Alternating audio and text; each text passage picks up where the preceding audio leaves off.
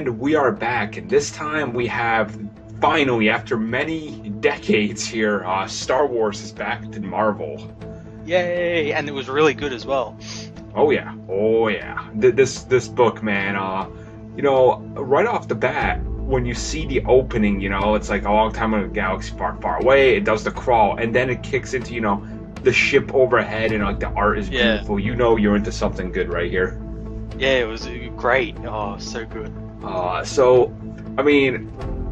think the story here actually does work, though.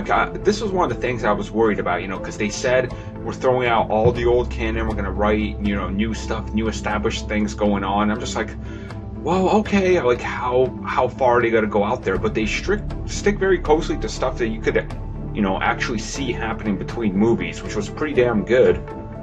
Yeah, and it was like, it's sort of kind of a retelling of what was in the old universe. Like, they did sort of this sort of stuff in the old universe where they were like going to like, because in this story they go to Corellia and like destroy a factory. They do stuff for that in like the old universe, so they're sort of, I guess, like rebooting it, making it easier to follow and stuff. Yeah, and while they're there, I like seeing the factories and stuff, how the Empire is working and everything, and there's even like, when you read this, when Han is talking, you could totally feel like they know the character, because they write it in the voice that he would actually speak in. Like, it's very well balanced, and just everything seems to be going good for them. Like, I don't know how else to describe besides saying that they captured a feel of what you saw after A New Hope, right? Like, it's very consistent with the movies. Like, it almost feels like if they were to turn this into a movie, it wouldn't feel out of place. So yeah, it would just be like a episode 4.5, Right.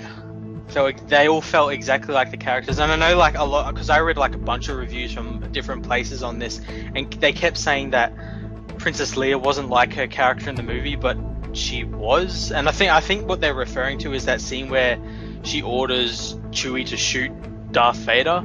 Right. And I'm like, she's kind of justified in that, because he blew up her planet, so she would be kind of fucking mad at him. Yeah, he blew up her planet, threw her into a cell, and had her pretty much enslaved in there. So yeah, I would say. Yeah. But there is also a great scene where Luke finds a bunch of slaves being held captive.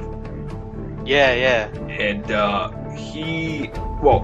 this is another thing I like, and I know we talked about this on Rebels. When the use of the saber comes into play, it's very not important. It's kind of like, oh, look, he uses the saber, and it's done, like, after one panel, right? Because they're not throwing it everywhere for glory and all that, which is honestly the best way to use a saber, because once we get the final, some sort of battle or something in a few issues, it'll be more worth getting to. Yeah, they're not prequelizing it and throwing it into every single frame they can. Oh, a chopped off arm and hand, though. That's pretty sweet. Yeah, that was pretty cool. And I think that guy was using like a light whip as well. Which is like, I guess a kind of lightsaber, so yeah, that was pretty cool.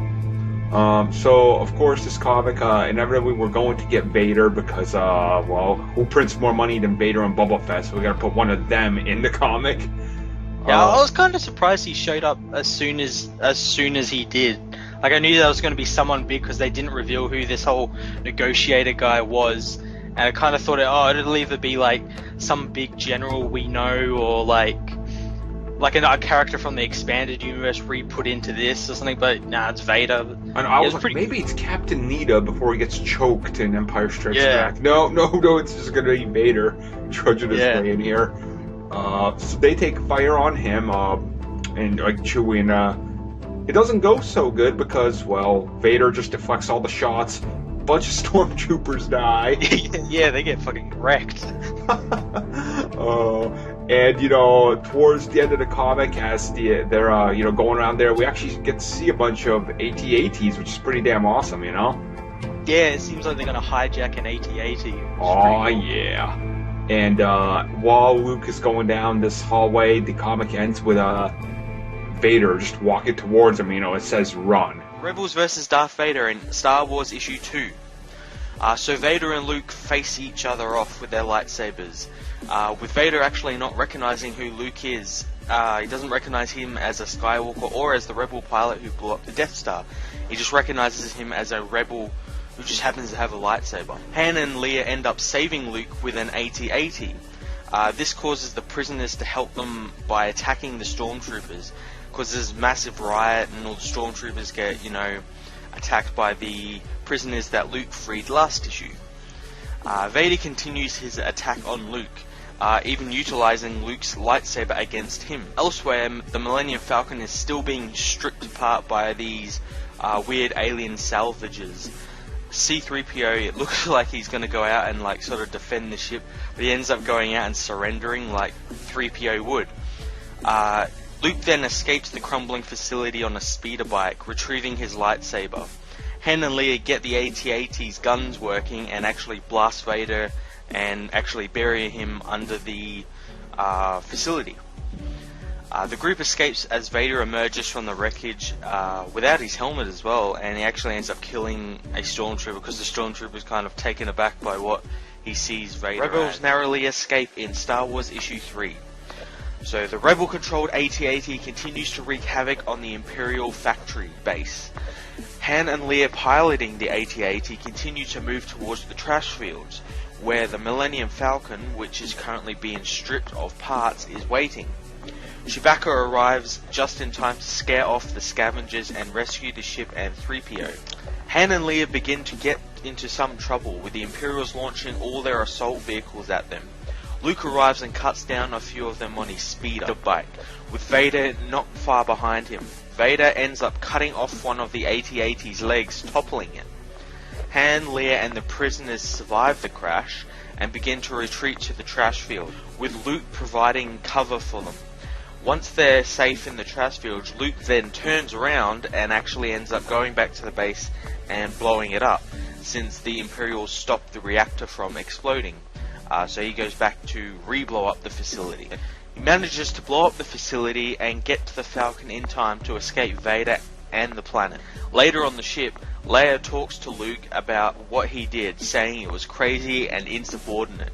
But she also thanks him for what he did, saying that it was similar to what he did with the Death Star.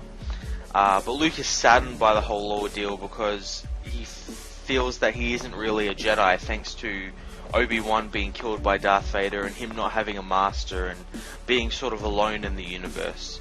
Back on Tatooine, we see a box in Obi-Wan's old shack labelled for Luke. Star Wars Issue 4. Returning to Jabba's palace, Darth Vader confronts Jabba, demanding the Hutt give the Emperor all his resources or die. Jabba reveals that he's heard rumours about the destruction of the Death Star and the weapons factory on Simoon 1. Vader is quick to say that these are rebel lies and propaganda, and it's after this that Jabba agrees to give what resources he controls over to the Empire so they can rebuild their men and Star Destroyers and stuff like that. Meanwhile, in the rebel fleet, Han and Chewie are piecing the Falcon back together, which, after the last mission to Simoon 1, was pretty much salvaged and stripped of parts. Leia and the rebel leaders are meeting, and Leia's saying that they need to up their current attacks and, keep the heat on the Imperial forces so they don't have enough time to, regroup and reform their forces. Admiral Akbar says that they can't actually keep the offense up since they don't have the resources, and Mon Mothma says they actually need to find a safe world where they can establish a new base and sort of go from there and sort of figure out what to do next. Elsewhere, Luke is training with his lightsaber, but he gets hit by the training probes he is training with. This makes him angry and he lashes out, destroying the probes. Leia enters, but Luke isn't interested in any mission she has for him, and he lashes out at Leia when she calls him a Jedi, since Luke doesn't actually consider himself one, especially after experiencing Darth Vader's force power and just how little his force power is compared to Darth Vader's. On Tatooine, a masked woman contacts some Rodian thieves, but they turn on her. Although they are no match for her, she has actually a automated turret under her table, and they quickly disables them with it. The woman says that she is looking for Han Solo, and the other thieves and smugglers will know where he is.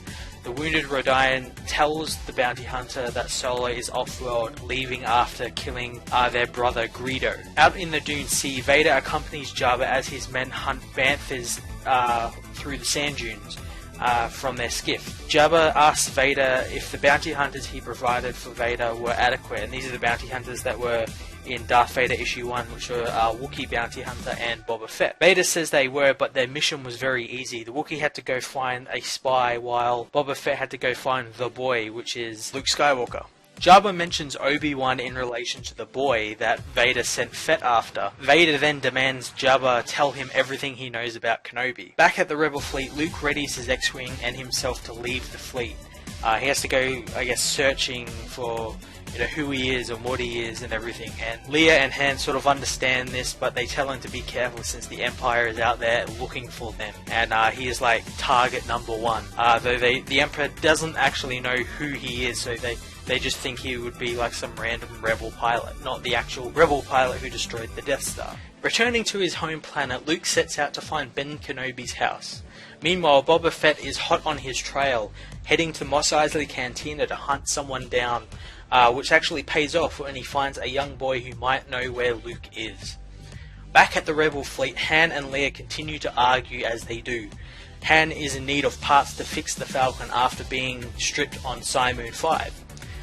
Leia reminds him that there is a war going on, so the rebels have something better to do than, help a smuggler who needs a couple of parts for his junker ship. Leia then tells him to accompany her on a mission, and in doing so she will get the parts he needs. He of course agrees without a hesitation.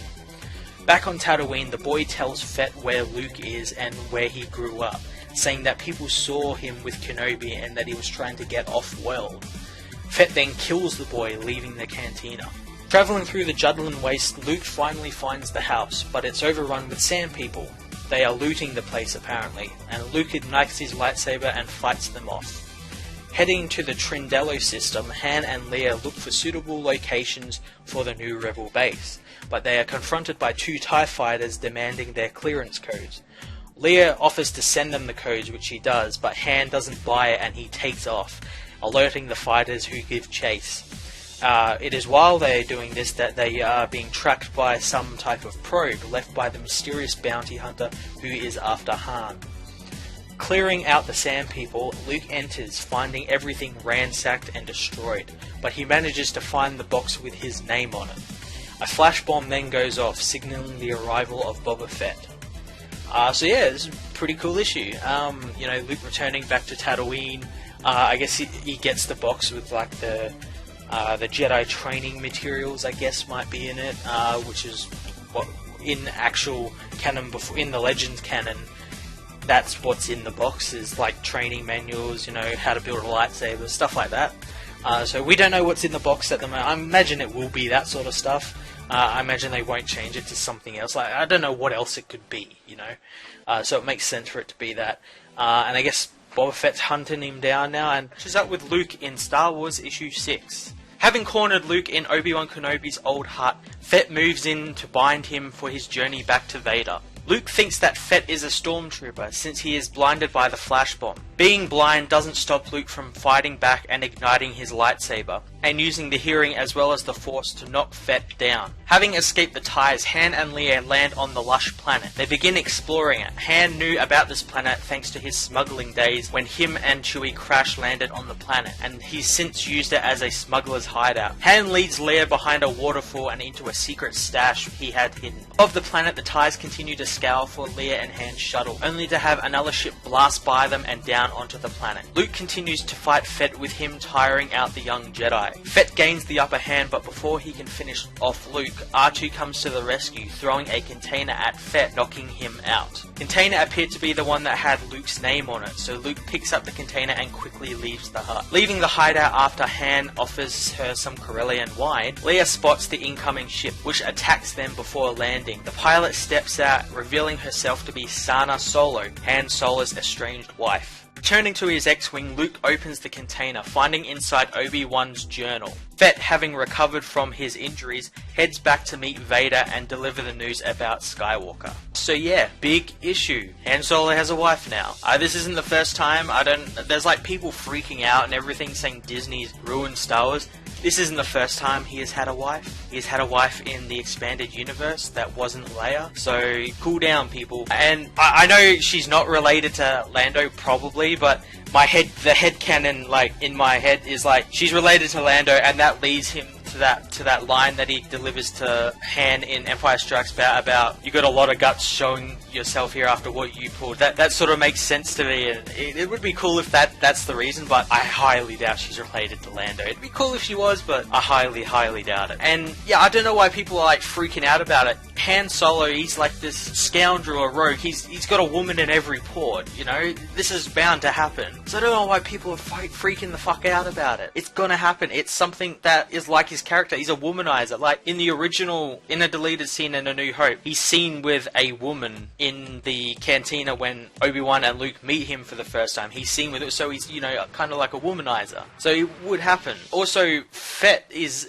he's fucking useless. You know, he gets taken out by a blind guy. Not the first time, because remember in Return of the Jedi, he actually gets killed by a blind guy. So his weakness must be blind people and falling over overturned astromech droids. But yeah, it was cool to see that this links up with the recent Darth Vader issue as well at the end. So that's really cool. But yeah, I'm really interested about seeing who Sana Solo is and how she became Han Solo's wife. I'm going to give this issue a 9 out of 10. Hey guys, Joel here reminding you that this video was made possible thanks to our many great patrons. If you want to become a patron and get exclusive comic book cast content, then click the Patreon link below and see how you can help us bring you the content you've come to love. Every little bit helps, and thanks for listening.